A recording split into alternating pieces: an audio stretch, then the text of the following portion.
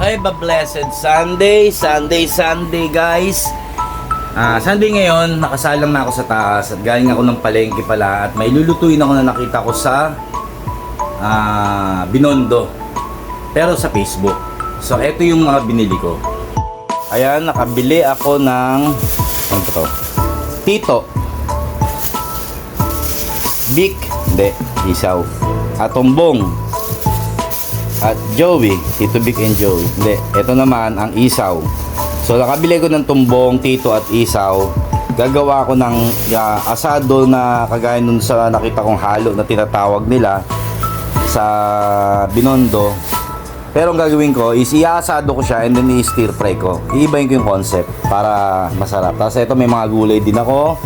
At saka ito asin, panlinis dito sa mga laming loob yan. Tsaka tawas. Tsaka pagkatapos nung kakain muna pala ako. Ayan, palabok. So yun lang guys, mamaya na. So yun na nga guys, galing ako sa labas dahil bumili ko ng sabong powder at bareta dahil at saka ng Pepsi. Ayan, ang Pepsi pala ay naisalansan ko na. Ayan, paninda namin yan. At bumili ko na ito. Pero bago ako na malengke, pumunta ng palengke dyan, ayan, nalinis ko na yan at naisalang. Ay, nakakahingal. Walang tigil, walang stopan. So akit ako doon dahil magbababad ako ng puti. Naisalang ko na yung dicolor. Ayun na, post muna natin yan. Maglalagay na ako ng pampabango at ito yan. Tapos yung kukusutin ko to, babad muna bago salang. Yun muna guys. Kukusutin at ibabad para lalong maging maputi.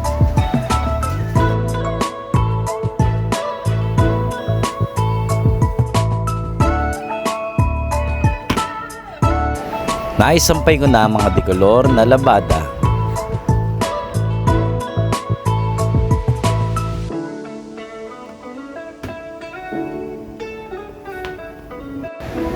Eto na guys, naisampay ko na rin ang mga puting labada.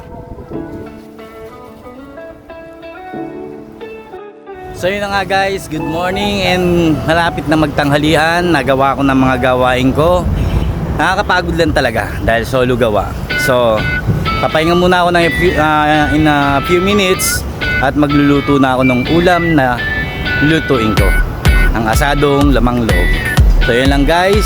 Happy Sunday and God bless always. Love you all. Bye-bye.